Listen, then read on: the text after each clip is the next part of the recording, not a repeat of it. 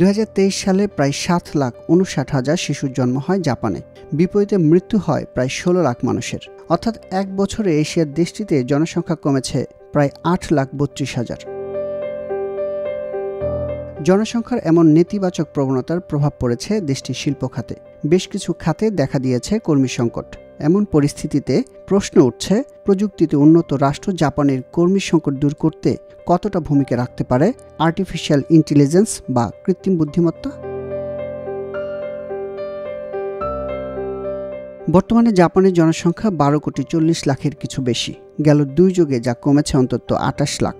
জন্ম ও মৃত্যুহারের এই প্রবণতা অব্যাহত থাকলে 2040 সালের মধ্যে দেশটির জনশক্তি কমবে অন্তত 12%। বিপরীতে বাড়ছে বয়স্ক মানুষ। বর্তমানে দেশটির মোট জনসংখ্যার 29% বয়স ন্যূনতম 65 বছর। এমন পরিস্থিতিতে আশঙ্কা করা হচ্ছে 2040 সালে অন্তত 1,10,00,000 কর্মী সংকটে পড়বে জাপান। জাপানের অটোমোবাইল সহ বেশ কিছু শিল্প খাতে মানুষের পরিবর্তে রোবট ব্যবহার হয়ে আসছে দীর্ঘদিন ধরে।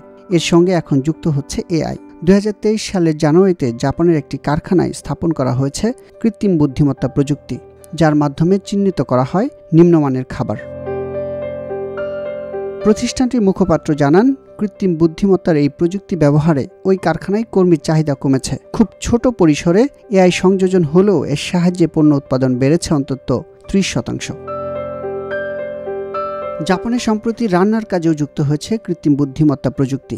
সংশ্লিষ্ট রেস্টুরেন্টের ঊর্ধ্বতন কর্মকর্তারা জানান, পাচককে প্রশিক্ষণ দিতে হয়, কিন্তু প্রযুক্তিকে কোনো প্রশিক্ষণ দেওয়ার প্রয়োজন নেই। পাচকের চেয়ে বেশি গতিতে কাজ করছে এআই, ফলে তুলনামূলক কম কর্মী দিয়ে বেশি পরিমাণ কাজ হচ্ছে।